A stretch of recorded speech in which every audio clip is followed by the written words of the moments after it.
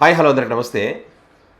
సాధారణంగా ఒక చర్చ అనేటువంటిది అంటే ఇప్పుడు రాష్ట్రంలో మళ్ళీ ఎవరు ముఖ్యమంత్రి అయ్యే ఛాన్స్ ఉంది, వచ్చే ఎన్నికల్లో ఎవరు గెలుస్తారు అనేటువంటి ఒక చర్చ మనకి ఎప్పుడు వస్తుంది? ఎన్నికలకు ముందు వస్తుంది. ఎన్నికల సందర్భాల్లో ప్రజల నాడు ఎట్లా ఉంది, ఎవరు ప్రజలను కోరుకుంటున్నారు అనేటువంటి ఒక చర్చ సాధారణంగా వస్తుంది.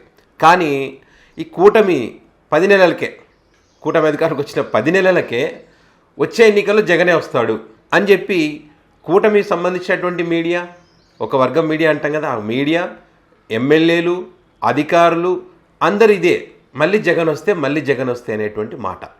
ఎందుకంటే జగన్ అంటే భయం. జగన్ మాట్లాడుతున్నటువంటి మాటలు కూడా పెద్ద ఎగ్జాంపుల్. జగన్ మాటలను వీళ్ళు లైట్గా తీసుకోలేదు. జగన్మోహన్ రెడ్డి ఏదైతే వీళ్ళు కేసులు పెట్టి అరెస్ట్ చేసినటువంటి అంశాలకు సంబంధించి సప్త సముద్రాల అవతలన్నా కూడా వదిలిపెట్టేటువంటి పరిస్థితి ఉండదు.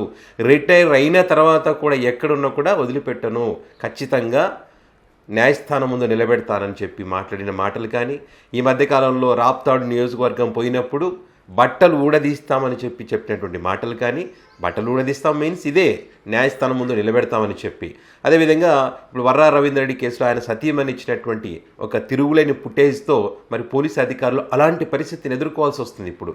సో ఈ పరిణామాలన్నీ కూడా వీటినన్నిటిని గమనిస్తున్నటువంటి మరి చంద్రబాబు నాయుడు గారికి సపోర్ట్గా ఉండేటువంటి మీడియా, ప్రధానంగా ఆంధ్రజ్యోతిలో కొత్త పలుకులని రాస్తూ ఉంటారు కదా, ఆ కొత్త పలుకులో ప్రతి అక్షరంలో కూడా జగన్ అంటే ఒక భయం అనేటువంటిది కనిపిస్తుందా లేదా?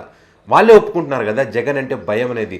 తక్కువ అంచనా వేయకూడదు, జగన్మోహన్ రెడ్డి దృష్టిలో పెట్టుకొని ఏ నిర్ణయమైనా తీసుకోవాలని చెప్పి పదే పదే చంద్రబాబు నాయుడు గారికి వేమూరి రాధాకృష్ణ గుర్తు చేస్తూ ఉంటాడు. ఎందుకంటే జగన్ వస్తాడేమోనని ఒక భయం. ఈయన ఇలా భయపడుతుంటే చంద్రబాబు నాయుడు గారు కూడా భయపడతా ఉన్నారు, నారా లోకేష్ గారు కూడా భయపడతా ఉన్నారు. దానికి ఎగ్జాంపుల్, ఏపీలో పెట్టుబడులు పెట్టాలంటే భయపడతా ఉన్నారు. పెట్టుబడులు రావడానికి మళ్ళీ జగన్ వస్తాడేమోనని ఒక భయం ఉందని చెప్పి వాళ్ళే చెప్తా ఉన్నారు. అంటే ఒక పెట్టుబడి పెట్టేవాడు ఎవరు ముఖ్యమంత్రి అవుతారు అని ఆలోచన చేసి పెట్టుబడులు పెట్టాడు. ఇక్కడ రాష్ట్రం యొక్క పరిస్థితులను బట్టి రాష్ట్రంలో ప్రజలు ఏ రకంగా బతుకుతూ ఉన్నారంటే, వాళ్ళు ఏమంటారు, కొనుగోలు శక్తి ఉందా లేదా, జిఎస్టీ వసూలు ఏ రకంగా ఉన్నాయి, ఉద్యోగ అవకాశాలు ఏ రకంగా ఉన్నాయి, ప్రభుత్వం ఏ రకంగా పనిచేస్తూ ఉంది అనేటువంటి అంశాలను ఆ రాష్ట్ర పరిస్థితులను బట్టి ఎవరైనా పరిశ్రమలు పెట్టడానికి అవకాశం ఉంటుంది. ఒకవేళ జగన్ వస్తే ఏంటి పరిస్థితి అనేటువంటి సిచ్యువేషన్ ఎప్పుడు వస్తుందంటే, వాడు దొంగ కంపెనీలు పెట్టేవాడైతే అలాంటి వాడు భయపడతారు. ఇప్పుడు కదా ఉర్సా కంపెనీలకు భూములు ఇచ్చి 99 పైసలకి ఇచ్చారు చూసినావా, అలాంటి వాళ్ళు భయపడతారు. ఎందుకంటే వీళ్ళతో లింక్ ఉంటుంది, వీళ్ళకి స్కామ్ లాగా చేస్తూ ఉంటారు కాబట్టి. సో అంతేగాని నిజాయితీగా పెట్టుబడి పెట్టాలనుకునేవాడు ఆ మాట అనడు, కానీ వీళ్ళు మాట్లాడతారు. దానికి టీవీ5లో మూర్తి గారు ఏం చెప్పారు తెలుసా? చంద్రబాబు నాయుడు గారు ఎప్పుడు చూసినా ఈ సూపర్ 6 పథకాలు ఇవ్వడానికి ఖజానా ఖాళీగా ఉంది, గల్లెపెట్ట ఖాళీగా ఉంది తమ్ములు అని చెప్పి, ఆర్థికంగా ఇబ్బందులు ఉన్నాయని చెప్పి, సంక్షోభంలో ఉన్నాయని చెప్పి, జగన్మోహన్ రెడ్డి వల్ల ఇదంతా జరిగిందని పదే పదే చెప్తే నిజంగానే ఎవడు పెట్టుబడులు పెట్టడానికి రాడు. ఈ మాటలు మాట్లాడిన తర్వాత ఎవడు పెట్టుబడులు పెడతారని చెప్పి ఆయన మాట్లాడినటువంటి మాటలే.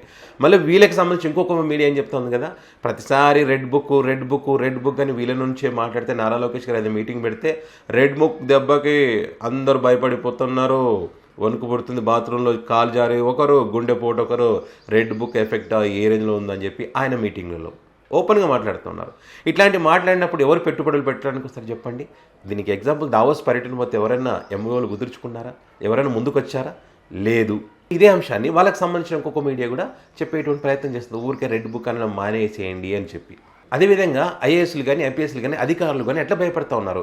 ఇప్పుడు చూడండి, పిఎస్ రాజేంద్ర గారిని అరెస్ట్ చేసి జైల్లో పెట్టారు. అంటే అధికారులు ఇప్పుడు రాజకీయంగా ఏమనంటే చూసుకోవాలి, కానీ అధికారుల జోలికి వచ్చి వాళ్ళని ఇబ్బంది పెడితే ఎట్లా? వీళ్ళు తీసుకున్న నిర్ణయాల కారణంగా ఇప్పుడున్నటువంటి అధికారులు భయపడతా ఉన్నారు. ఖచ్చితంగా మళ్ళీ జగన్మోహన్ రెడ్డి వస్తే రేపు మా పరిస్థితి ఏంటి అనేటువంటి భయం వాళ్ళలో ఉంది. కాబట్టి వాళ్ళ పని ఏదో వాళ్ళు చేయడానికి ప్రయత్నం చేస్తూ ఉన్నారు. ఈ కూటమి పెద్దలు చెప్పినట్టు చేస్తే మా జీవితాలు పాడవుతాయి అని చెప్పి వీళ్ళే భయపడతా ఉన్నారు. అంటే వీళ్ళ రెడ్ బుక్ రాజ్యాంగం వల్ల వీళ్ళకి ఎఫెక్ట్ అవుతా ఉన్న పరిస్థితి. అంటే ఏమంటారు, కత్తి పట్టుకున్నాడు కత్తితోనే చస్తాడని చెప్పి వీళ్ళు రెడ్ బుక్ అనేది చెప్పారో ఆ రెడ్ బుక్ వీళ్ళకి ఎఫెక్ట్ అవుతా ఉందన్నమాట. సో ఆ రకంగా ఈ అధికారులు కూడా వీళ్ళ మాట విననటువంటి పరిస్థితి. ఇదే అంశానికి సంబంధించి వీళ్ళ ఎమ్మెల్యే, కూటమి ఎమ్మెల్యే గౌతు శిరీష గారు ఏమన్నారు? ఇక్కడ ఒక డిబేట్లో పాల్గొన్నప్పుడు ఏం మాట్లాడారు ఆమె? అధికారులు చెప్పినట్టు వినడం లేదు, మేము సపోర్ట్ ఇస్తూ ఉంటే కూడా అధికారులు వినడం లేదు. గతంలో జగన్మోహన్ రెడ్డి గారు అంటే ఎక్స్పీరియన్స్ పర్సన్, సీనియారిటీ కలిగిన వ్యక్తి, ఎక్కువసార్లు ముఖ్యమంత్రిగా పనిచేసిన చంద్రబాబు నాయుడిని అరెస్ట్ చేసి జైల్లో పెట్టారు. కానీ ఇప్పుడు మేము సపోర్ట్ చేస్తూ ఉన్నాం, మేము అధికారంలో ఉన్నామని చెప్పి అలానే వాళ్ళని అరెస్ట్ చేయారంటే ఎవరు అరెస్ట్ చేయడం లేదని చెప్తా ఉన్నారు. ఎందుకు అరెస్ట్ చేస్తారు? దేనికోసం అరెస్ట్ చేస్తారు చెప్పండి? ఏదైనా తప్పు చేస్తే అరెస్ట్ చేస్తారు. ఇప్పుడు చంద్రబాబు నాయుడు గారు తప్పు చేశారు కాబట్టి అరెస్ట్ చేశారు. అవి పక్కా ఆధారాలు ఉన్నాయి కదా. ఆధారాలు ఉన్నాయి కాబట్టి న్యాయస్థానంలో 53 రోజుల పాటు బెయిల్ రాకుండా ఉన్న పరిస్థితి. సో రోజుకి ₹1 కోటి ఖర్చు పెట్టి ఇంటర్నేషనల్ లాయర్లను కూడా మరి అప్పుడు ఆ సందర్భంగా బెయిల్ కోసం వాదించారు. బెయిల్ కావాలని వాదించారా, లేకపోతే కేసులో తప్పు లేదని, కేసులో సంబంధం లేదు వాదించారా? వాళ్ళు ఎంతసేపు ఉన్నా వాళ్ళు ఏమన్నారు, ఇది తప్పు ఉంది, అది తప్పు ఉందని, ఈ తప్పు చేయలేదు, ఈ కేసులో చంద్రబాబుకు సంబంధం లేదని లేదు, అరెస్ట్ చేయడమే తప్పు, చంద్రబాబు నాయుడు ఈ రకంగా అరెస్ట్ చేయకూడదు అని చెప్పారు. కానీ బెయిల్ చివరికి ఎట్లా వచ్చింది? తన ఒంటిలో ఇన్ని రకాల రోగాలు ఉన్నాయని చెప్పి ఇబ్బంది పడుతున్నారని చెప్తే బెయిల్ వచ్చింది. సో తప్పు చేశారు కాబట్టి అక్కడ అరెస్ట్ చేశారు. అది జగన్మోహన్ రెడ్డి ధైర్యం కావచ్చు, ఇంకోటి కావచ్చు, ఏదైనా కావచ్చు. ఎవరు టచ్ చేయలేదని, ఎవరు టచ్ చేయని వ్యక్తిని జగన్మోహన్ రెడ్డి టచ్ చేస్తారంటే మరి జగన్మోహన్ రెడ్డి ధైర్యం కావచ్చు. పైగా చంద్రబాబు నాయుడు ఏంది, నీ అబ్బ వాళ్ళ కాలేదు, నీ తాత వాళ్ళ కాలేదు, ఇలాంటి వాళ్ళు మస్తు చూసినా ఏం పీక్కుంటావు పీక్కోకుంటే మరి జగన్మోహన్ రెడ్డి పీకు చూపించారు. ఇప్పుడు ఓడిపోయి పక్క కూర్చోవచ్చు జగన్మోహన్ రెడ్డి, కానీ అయితే చేశారు కదా, ఎవరు చేయని పని జగన్మోహన్ రెడ్డి అయితే చేశారు కదా. దీనికి కారణం ఎవరంటే మాట్లాడినటువంటి మాటలు. చంద్రబాబు గారు ఏదైతే మాట్లాడారో రెచ్చగొట్టడం వల్ల ఇదంతా జరిగింది. సో ఇప్పుడు అధికారులు అరెస్ట్ చేయట్లేదంటే తప్పు చేయకుండా ఏమైనా అక్రమ కేసు పెట్టి అరెస్ట్ చేస్తారు. అరెస్ట్ చేసిన తర్వాత మళ్ళీ జగన్ వస్తే అనేటువంటి భయం వాళ్ళకు ఉంటుంది కదా, ఖచ్చితంగా ఉంటుంది. ఎందుకంటే ఇప్పుడు ఎమ్మెల్యేలు కానీ అధికారులు కానీ వీళ్ళందరూ కూడా వీళ్ళు ఏదైతే చెప్పారో ఆ పనులు జరగడం లేదు. వీళ్ళ అధికారులు ఉన్నప్పటికీ కూడా పరిశ్రమలు వస్తున్నాయని చెప్పినప్పటికీ కూడా వీళ్ళ వ్యవహార శైలి వల్ల, వీళ్ళ మాటల తీరు వల్ల పరిశ్రమలు, కంపెనీలు రావడం లేదు. దీనికి సంబంధించి వీళ్ళ మీడియాలు చెప్తా ఉన్నాయి, పదే పదే గుర్తు చేస్తూ ఉన్నాయి. ప్రజల్లో కూడా కూటమి ఎమ్మెల్యేలు వెళ్ళలేనటువంటి పరిస్థితి ఉంది. వీళ్ళు చెప్పినటువంటి సూపర్ 6 ఏదైతే ఉందో ఈ సూపర్ 6ని అమలు చేయలేనటువంటి పరిస్థితిలో ఉన్నారు. ఇప్పుడు గౌతు శిరీష గారు ఏదైతే చెప్తా ఉన్నారో, ఏం చెప్తా ఉన్నారు ఆమె, ప్రజలు ప్రశ్నిస్తున్నారు జగన్ వస్తే. ప్రజలు ఎందుకు ప్రశ్నిస్తారండి? ప్రజలకి ఏం అవసరం అని చెప్పు. మీరు అధికారంలోకి రావాలన్నా, జగన్ అధికారంలోకి రావాలన్నా, ఇంకొకళ్ళ అధికారం తీసుకొచ్చి పెట్టాలన్నా ప్రజల చేతుల్లో ఉంటుంది. మిమ్మల్ని అడగరు వాళ్ళు, అలా అవసరం లేదు. మీరు ఏం చెప్పారు అది చేయమని మాత్రమే వాళ్ళు అడుగుతారు. మీరు చేయకపోతే మిమ్మల్ని ఎన్నుకోవాలా, జగన్మోహన్ రెడ్డి ఎన్నుకోవాలన్నా ఏం చేయాలనేది వాళ్ళకి తెలుసు. వాళ్ళు భయపడతలేరు.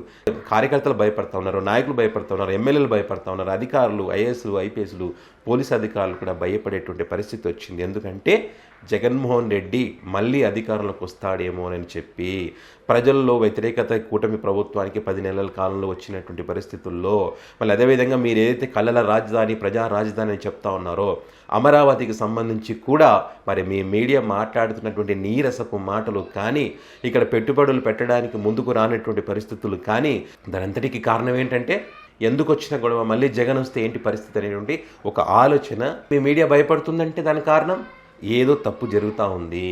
10 నెలల కాలం నుంచి అంతే. గెలిచిన తర్వాత ఆనందం లేదు, సంబరాలు చేసుకోలేదు. ఎందుకు చేసుకోలేదు, ఎందుకు ఆనందం లేదు ఎవరికి అర్థం కాదు.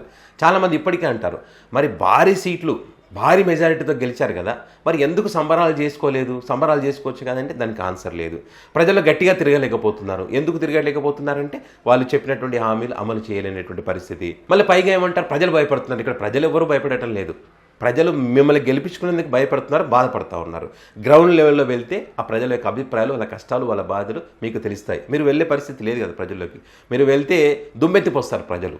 సో భయపడుతున్నదంతా మీరు, మీ నాయకులు, మీ ముఖ్యమంత్రి గారు, మీ నారా లోకేష్ గారు, మీ పవన్ కళ్యాణ్ గారు, మొత్తానికి మీ పార్టీకి సంబంధించిన నాయకులు. అదేవిధంగా మీరు ప్రెజర్ ఏదైతే చేస్తూ ఉన్నారో, ఈ తప్పులు చేయండి అని చెప్తారు కదా, పాపం అధికారులు ఎందుకంటే మనం తప్పులు చేస్తే మళ్ళీ ప్రభుత్వం మరి జగన్మోహన్ రెడ్డి వేస్తే మళ్ళీ మనకి ఇబ్బంది అనేటువంటి ఉద్దేశం వాళ్ళలో ఉంది. కాబట్టి మీ అడుగులకు మడుగులు తప్పకుండా సాధ్యమైనంత దూరంగా ఉండాలనే ప్రయత్నం అధికారులు కూడా చేస్తూ ఉన్నారు.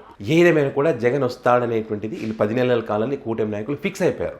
మొత్తానికి జగన్ వీళ్ళని భయపెట్టాడు, అందులో ఏమాత్రం డౌట్ లేదు. ఎవరు ఒప్పుకున్నా ఒప్పుకోకపోయినా ఈ పరిణామాలన్నీ గమనించిన తర్వాత ఎవరైనా భయపెట్టాడు జగన్మోహన్ రెడ్డి. కాబట్టి వాళ్ళలో మళ్ళీ జగన్ వస్తాడేమనే భయం ఉందనేటువంటిది చాలా క్లియర్గా అర్థమవుతుంది.